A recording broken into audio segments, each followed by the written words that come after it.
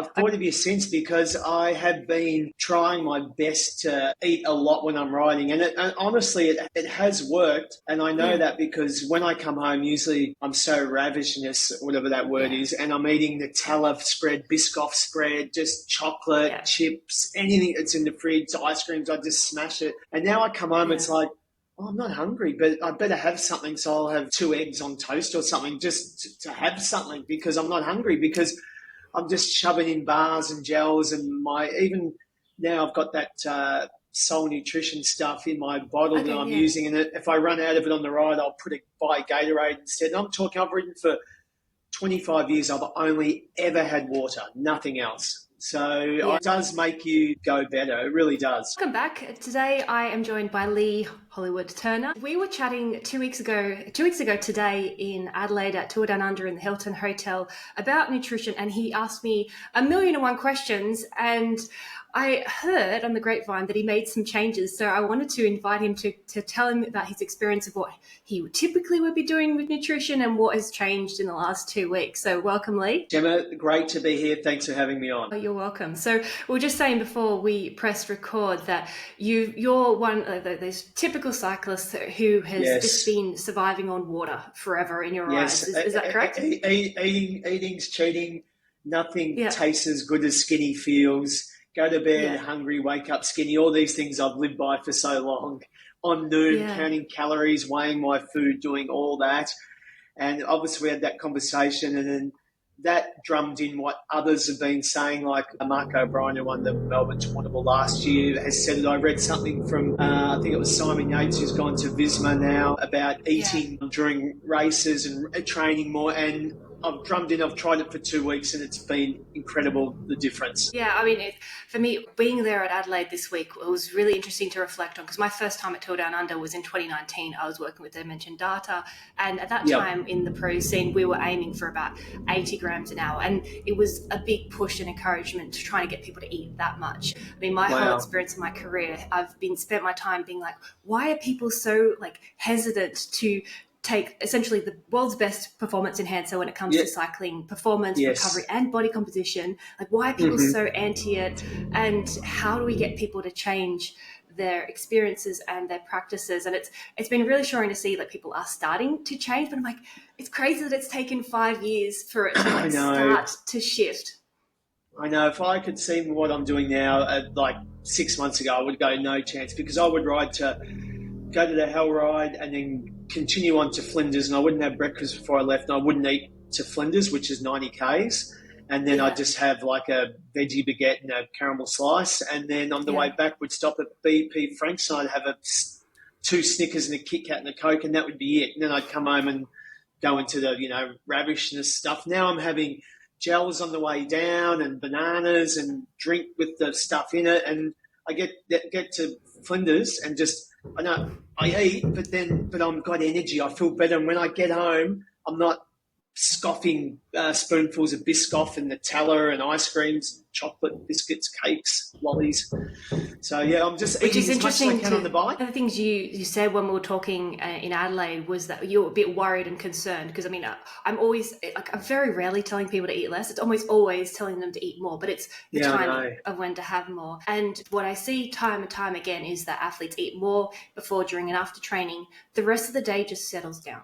But it's overcoming that thought of like, oh, but my experience is that I get back from a ride, and I'm so hungry, So you're a bit worried that like, oh, but I'm going to eat all this food and then I'm going to be hungry anyway. I'm going to end up with like over consuming anyway. Exactly. And the other thing I was doing wrong was, if I did eat, I've got the camel mentality where I'd have the biggest breakfast ever, which I tried a few times, eating so much, and then you're so sluggish. You're just like, it's just like I'm pedaling in concrete because I've eaten too much. So it's getting the balance right. And then, like, obviously this weekend I've got the Melbourne to Warrny race, which is 280 kilometres. So I'm really, like, I'm just going to try to have a gel every sort of 15 minutes, which is hard because it's hard to sort of stomach. Like, I'm not good at eating on the bike. Because you're going so hard, you try and eat and you're just like, I've got to pour water in to get it down. And so gels are a bit easier, but it's like, but then your stomach's a bit like, at the end of a day like that, 8 hours or 7 hours, your stomach's Yeah, a Well, bit this is average. what, like, I mean, when I'm talking to people about nutrition, I like to say there's, okay, we've got three parts. We've got everyday nutrition, which is what we need to stay alive and thrive and be healthy. Yes. We've our training nutrition, which goes on top of that, which is why every day you could be anything from 1,800 to 5,000 or 6,000 calories a day based on the training you do. But then we've got our race nutrition.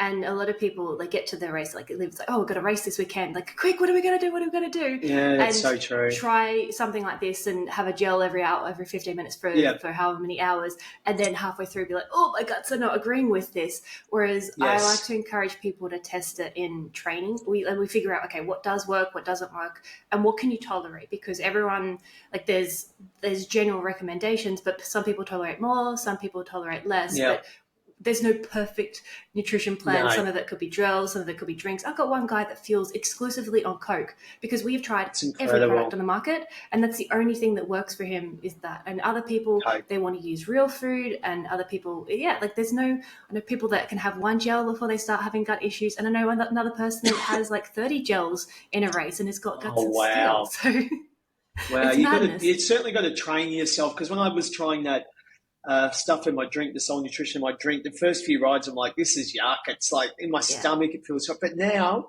I'm used to it and it's okay. So you really, like you said, you're so right. You can train your stomach. You are right. Yeah, and then also just different environments and different weather. So like for me, when I was in Adelaide, it was pretty hot most of the time we were there, like mid to high 30s. And definitely. I just lost my appetite entirely. Like I just wasn't hungry, where normally I'd be wanting real food. And so in that situation, I was using more drinks, and I didn't have gels, but I had like lollies, and I was using like smoothies at the cafe stops instead of food, because I just like, I don't even want to eat. I know I need food, but like it's an interesting thing of like you experiencing when you get back from the ride. You're like, oh, that's weird. I'm not hungry. I know I need to eat something.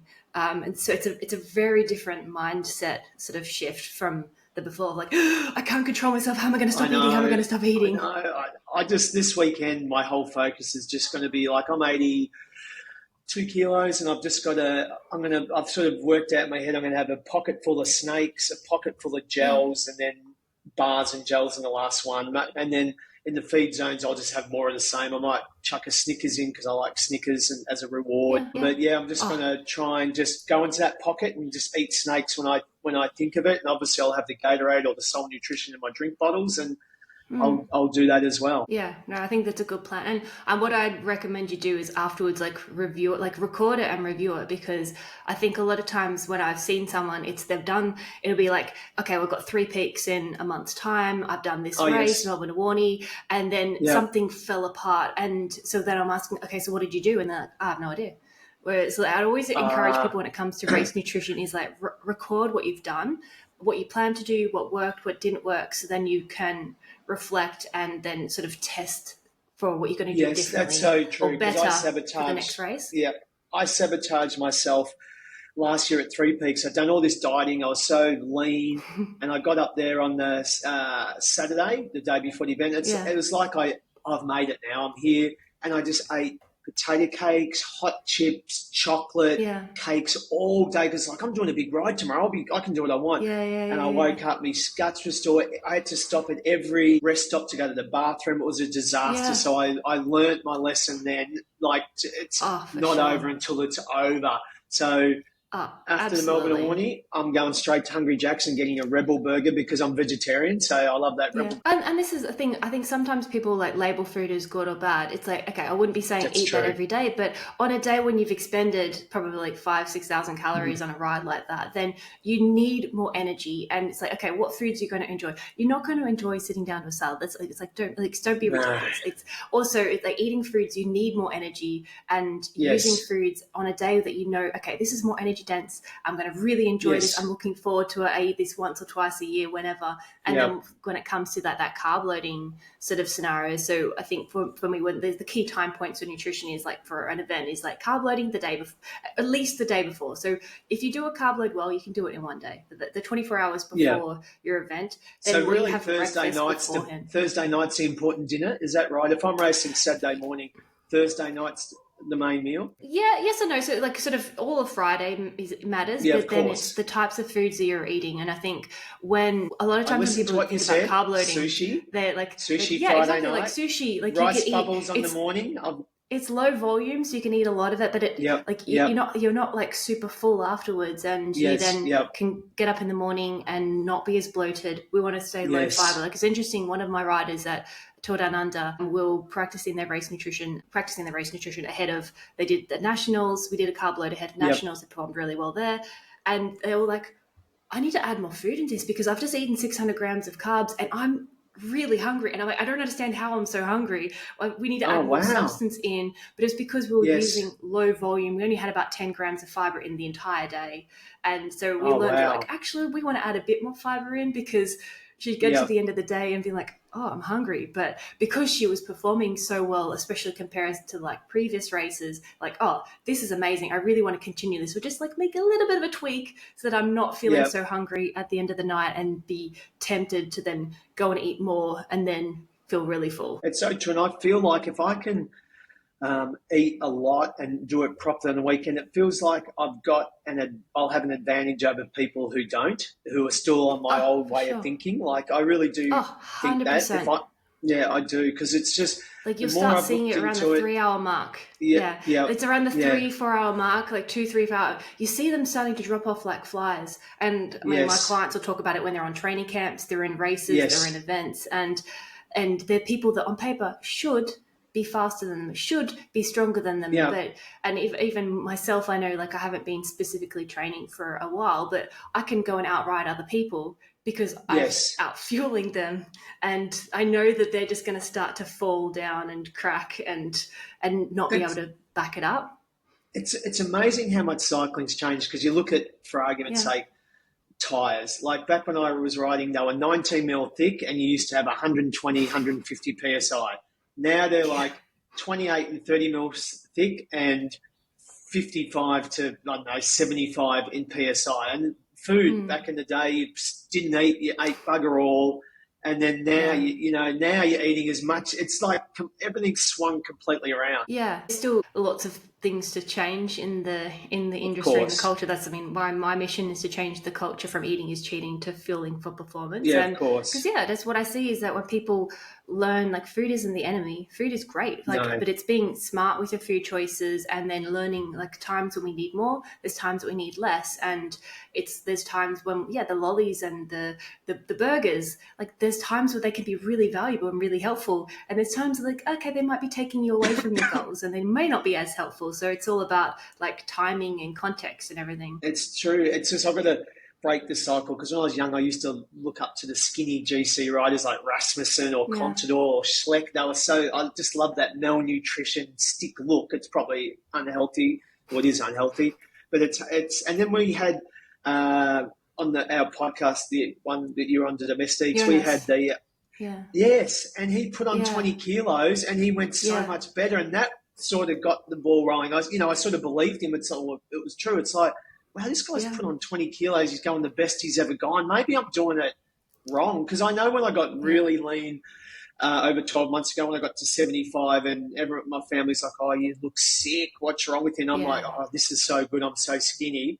But I wasn't going that well, though. Like, I thought I wasn't going that well. So there is a balance where it's just trying to find that balance. And it's so individual for each person. And what I think is challenging and frustrating for me with working in the industry with whether it's athletes or coaches or DSs is that the health side of it is and performance is often from underfueling is a lag measure. Yep. So sometimes it can be weeks, months, years of someone underfueling chronically, but they're performing really well. But there's a point that all that deficit and damage comes to fruition, because it's like, okay, bone health, and someone's crashed and then they've shattered in multiple places when they should have just had a crack, or they should have just had a clean break, and they've broken multiple things. Or I've seen athletes in their early 20s with bone density of a 70-year-old, and that's scary, because that may not be able to be recovered. And that sets No. the trajectory for the rest of their life and their career. I'll see sometimes athletes like, oh, but I'm performing really well. And I'm like, yeah, but there's a point that it'll stop. But also like that whole, like, just because you're leaner doesn't mean that you're performing better. So I'm always encouraging people to look at, okay, all the different factors. Okay, body composition, weight is one of them, but what is your power doing? What is your recovery? What's your heart rates that are doing? And we want to be optimizing, and you can optimize all those when we start fueling and getting the timing in alignment with everyday nutrition, racing nutrition, training nutrition, and everything. How does one, like a normal or like a punter like me, how does one know what their ideal weight is? Do I have to go and get a DEX scan or whatever it's called? Is that how I find that? A DEXA can be useful because there's a lot of factors involved. Height is one thing, your bones, your muscle mass, your muscle structure. With DEXA, it can give you an indication of your muscle mass, your bone mass, your fat mass as well. But there's in different parts of, so in Melbourne, in Victoria, in Australia, they're not allowed to use DEXA as a body composition measurement, where other parts of, so there's different rules because there's like risk of radiation. Just one of the medical association said like, oh, there's too much risk of radiation, even though the radiation risk is very, very small. It's like less than a flight across, I think, the country or something. But so different states, different countries have got different rules about how, where and when you can use it. So like I've been trained as a DEXA technician, and one of the things that we, like, for example, if someone wants to measure bone density, we can only do it if a referral from a doctor, for example. There's got to be a clear clinical reason. Someone's got to be a certain age. So but in specific sports, when there's high risk, they're more prone or able to get it. So depending on where you live, they may not be able to get a DEXA. And I think finding someone's like true perfect weight, it's an interesting sort of perspective, because I found that sometimes, like when I'm working with someone, it's usually I work with people for about 3 months, and like my goal with them is to always work my way out of a job so that you then know, okay, what works for you, so you don't have to be like, can I eat this? Am I allowed to eat this? It's like help you make the decisions for yourself. But I find that there's times when someone has gotten to a weight lower than they're expected, that they're eating a lot more. And there's times that their weight has stayed the same, but their body composition has shifted. So they've gained muscle mass, they've lost fat mass, but their power has changed. And so I find it interesting that sometimes usually people come in, they want to lose weight. It's like typically the 5 to 10 kilos is standard. And sometimes around that 5 to 6 week, they're like, oh, I'm not even bothered about my weight anymore, because all of a sudden I'm feeling so good. My power is just like off the charts. Like I'm backing up. I'm doing 20-hour weeks without an issue. I'm able to go to work. I'm energy for my family, like all these other outside benefits. And so they're like, actually, I'm not worried what the number says, because I've realized that number is just part of the puzzle, part of the picture. Do you recommend Ozempic to anyone, the weight loss drug? Do you recommend that to anyone? No. So, I mean, I have had clients who have used, and athletes, or not athletes, or Duramine or something like Duramine clients before, that have used Ozempic. And in my experience, I mean, they've typically been like 150 kilos plus. So in the extremely overweight, obese sort of category. The thing with Ozempic, with any sort of drug like that, part of it affects people's appetite. It also affects people's tolerance of fats and foods. So that was the experience that the clients that I have had that I've worked with who used it, was they really couldn't tolerate more than about 60 minutes of exercise at a very, very, like basically walking pace, very, very low intensity, because then they couldn't eat enough in the training to support the training quality, and then they couldn't eat enough around it because their appetite was so suppressed, plus they were vomiting and nauseous. And so I think it's one of those things that people think of, like, oh, it's a quick fix, but it did work for you and I both know who we won't name, who lost 78 kilos, and he's started exercising again. He's incredible. My concern with anybody who is using Ozempic or anything like that is, have their long-term food behaviors changed? Because the average person taking Ozempic, like the studies show that like within 18 months, most of those people have regained that weight. The thing that concerns me the most about that is the average person on Ozempic loses about 15 kilos, and 8 kilos of which is muscle mass. So about 50% of what they've lost is muscle. That's about 4 decades worth of muscle mass that they've lost. Wow. And so that is really concerning. The problem is then again is that most of those people that regained after using Ozempic, they didn't regain the muscle mass. So that, for me, I'm concerned about people I'm always thinking about not just performance, I'm thinking about health as well when I'm recommending stuff. And if someone is in their 20s, their 30s or their 40s and they've lost a couple of decades worth of muscle mass, they're often at that point where it's That's beyond, massive. they're not going to regain it. And at certain age points, like we can't rebuild. Like there's a man that I know who's in his late 60s, and he's like, I can't gain muscle anymore. Like I've been able to gain muscle my whole life, and now I can't. My body has changed. Everything's changed and shifted. So if you've lost muscle mass and you can't regain it, then that affects your like risk of falls when you're. I mean, when I was a dietitian, when I was younger, I worked in oncology. I worked in malnutrition, in stroke wards, and I've seen the impact of what happens when people don't have enough muscle mass and they're very, very frail. They lose their independence, and it's really sad when someone's like mentally sharp and physically not. Yep. So that's a bit of a side note, but yeah, something I'm very passionate about, the impact of making changes that are lasting. And I've seen sometimes when people are taking Ozempic, it doesn't mean that someone's going to change their behaviors. Like you can still eat poor quality foods. I've seen a lot of videos on YouTube of people, and I'm watching what they're eating, and I'm like, you're eating all these lollies and these high energy, like high density, low volume foods that while you're taking the drug, and you can get away with it while your overall energy intake is suppressed. But the second that stops, because you won't be able to stay on the drug forever, and that we will eventually get removed and weaned off. And once that stops, then those behaviors will just continue. And so for me, it's about changing people's behaviors and habits around food and knowledge around food long term as well, because that's a big part of like what I do with people is helping them learn what's in food. I don't think you need to track food for life, but it's a useful activity just to understand what's in food. And I remember a guy a couple of years ago who would have a bag of lollies and gums like every night, pretty much just as a snack. And I was like, so this bag of lollies, this is 4 gels. If I gave you 4 gels to eat right now, would you eat them? He's like, no. I'm like, it's exactly the same thing. Wow. And that was a bit of an eye opener for him and it's not trying to name or shame, but it's just like, it's the same thing. Your body thinks it's the same thing, but in a context of your exercising, your body is using that sugar at a faster than you can absorb it and using it to support that exercise.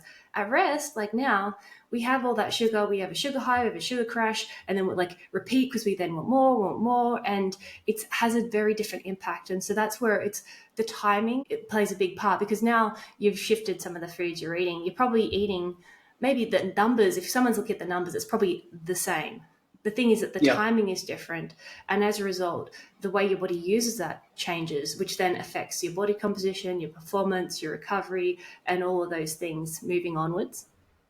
Do you work with many vegetarians and vegans? Yep. Yeah. So I've currently work with a lot of vegetarians and vegans. And I think when it comes to my approach, I think everyone's diet should be plant-based in the sense of having a lot of vegetables as the base structure. Yes. And then whether you choose to add animal products on top of that is then up to each person's individual preferences. But the more restrictive someone is, the more supplements we need to use, and the more food preparation and the more thinking and effort is often sort of required. There's ways that any sort of diet can be nutritious or not nutritious. I know vegetarians and vegans that just eat Oreos and vegan gummies, but the assumption is like, oh, they're vegan, they're vegetarian, they've got to be healthy. It's like, well, you could eat potato chips and Oreos and still be. I haven't seen too many fat vegans though. I haven't seen too many fat vegans.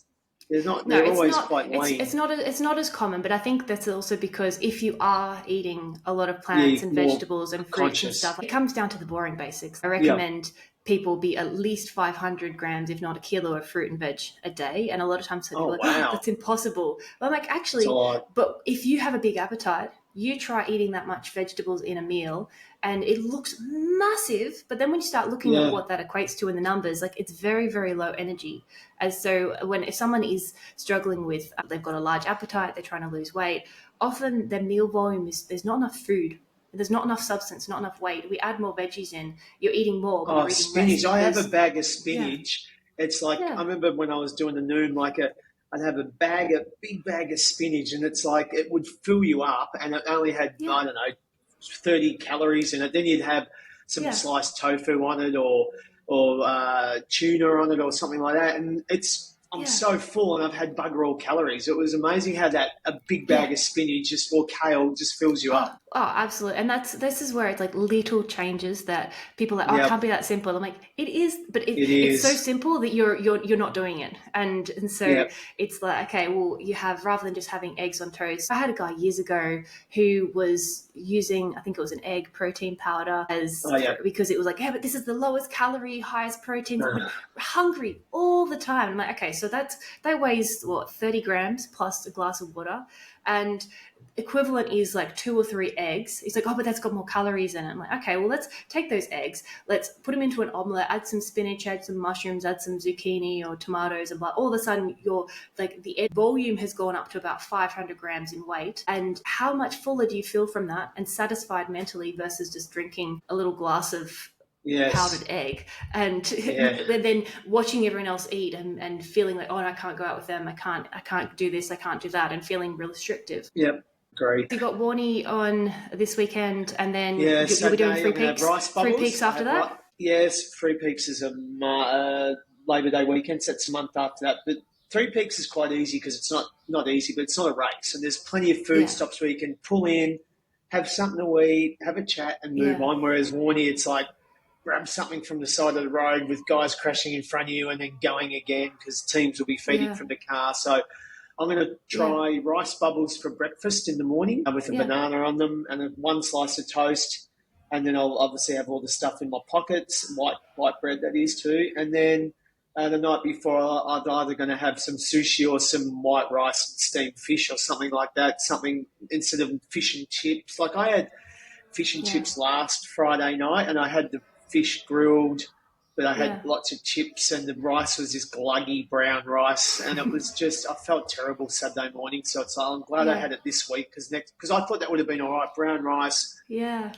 But the chips, Matilda, my co-host on Domestic, is always into me about don't have that greasy food before, and she is right. It just sits in your gut. So I'm going to probably have sushi Friday night, I think, some nice sushi. With carb loading the night before, I'm generally trying to get people to have about 500, 600 grams of carbs the day before, but it's like more at breakfast, more at lunch, and then keep your dinner normal. There's so many people, I think where people have gone wrong, like this was the research I found why people didn't carb loading, is that because people's belief about carb loading is like, oh, I need an extra piece of bread. I'm like, that's not going to do anything. Or they've got to eat the whole pizza, or they eat this massive bowl of pasta, and then they leave the meal and they're like, oh, I'm so full, I feel so sick. Whereas, okay, if you've had more carbs during the day, you've got time to digest it, it's not sitting heavy in the gut, and then you have your normal dinner, maybe a dessert afterwards, you go to bed feeling normal versus being like, oh, how am I going to sleep? Then you wake up, you can have breakfast, you're not then like, oh, I've got to go to the toilet 5 times before I go. Oh, it's horrible. When you have those big chocolate binges or like fried food binges you're stuck in the toilet in the morning, you're like, oh, come on. So I get it. Yeah, and I mean, I know, like, when it comes to the fried food, then, like, I know some people that we intentionally use donuts as part of their carb loading strategy, and they know okay, it's got a little bit more fat, but they're eating it during the day, earlier in the day, and it's part of like an enjoyment factor. So like using food, it's not, again, it's like not using food as reward, but it's like, okay, I know this is not an everyday food, this is a treat food, but it makes it easier. I get to enjoy this experience. I do this a couple times a year for this racing, and I know that it's going to be providing energy that I'm going to be using tomorrow, because that's the purpose of the carb loading, is it gives you that extra carbohydrate to help fill the gap between what you're physically capable of eating versus what you're expending. Because if you're expending about 500 calories plus per hour over however many hours, like, you can't catch that up. And that's why you get to the end of the race and you're like so crazy hungry and feel like death warmed up, basically. Yeah, so true. So rice bubbles for breakfast, sushi for dinner the night before, big breakfast the day before. Is muesli and yogurt okay for breakfast? That's okay, isn't it? Muesli the day before, big breakfast, that's fine. Absolutely. Sticking with things that you know, and this is where it's about testing it in training, because if that's what you normally have, then using that. And then I would bump it up by using simple carbs. So the day I would use like things like honey or maple syrup on top of like the breakfast you have, and then using juice. Or like you have a glass of apple juice or orange juice or pineapple juice at every meal. Again, it's going to add just an extra 30 grams of carbs that without the volume, because rather than going to have 3 bowls of breakfast and you're like, oh, how am I going to eat all this? It's like, okay, well, you could double the carb content by adding some extra honey and some juice. And it's not really adding much more weight. When you do a carb load really well, it's a really big opener as to how important the veggies are in everyday life. Because like I was saying about my athlete before, like eating 600 grams and they're like, how am I still hungry? This is insane. Like I know, I've watched it, I've recorded it, I know how much I've eaten, but how am I still hungry? How? Well, it's because there's no substance in there. So, but it's, that's where it comes down to like everyday nutrition, training nutrition, and race nutrition. But really good to hear that you've been experiencing and feeling the difference just by I can pushing yourself to change. Definitely feel the difference when you ride. Like I've gone from one extreme to the other, from a guy who didn't eat before he rode, didn't eat on the ride, like the bunch ride in the morning, it's only 2.5 hours, wouldn't have breakfast, wouldn't eat on the ride, but now eating before I go always and taking a gel at least. And it makes a world of difference. You do feel better longer, if that makes sense. And then I come home, I'm not gorging on everything. That's the thing that over time, it leads to the changes in your body composition and performance. Like I usually find it often takes about 2 or 3 weeks of people being consistent with those changes before all of a sudden they start feeling leaner and they're like, but then they get on the scale and be like, oh, but I haven't lost weight. And then they give up or they want, whereas it's, those, I don't know, understand how or why, but like somehow the number on the scale doesn't correlate to how your body feels and changes. But there's a point where like, hang on, I'm getting leaner. People are commenting, have you lost weight? But I'm like, I haven't lost weight because the numbers are the same. And it's a bit of that trusting the process and focusing on what actually does matter, because ultimately it's like, okay, how are you performing? How are you feeling? And when you're able to back up that training and train and recover, you get to your races, you get to your events, if that's what your goal is, stronger and faster and more further ahead in your career. A number of athletes that I've worked with, they may have been with their coaches for years and years and years, and then they make these little changes in nutrition, and all of a sudden they start making huge shifts and bounds in their performance on the same training program, just because they're able to back it up and they're able to recover from it and then adapt and get stronger and stronger and stronger, which always makes me happy to see. Yeah, it's good. Thank you so much for joining me. Before we wrap up, do you have any final words of wisdom to recommend anyone who's on the fence? Listen to Dr. Gemma Sampson, because she is right. That's my words of wisdom, because I've enacted, after our get-together in Adelaide, I've enacted it for the last couple of weeks, and I have seen a big difference. And I'm not just making it up. I don't have to say it. It's I'd rather not say it. I'd rather say, no, starve yourself. It's the best. Be lean. Be like Rasmussen. But honestly, it's amazing. I notice a difference. You really do.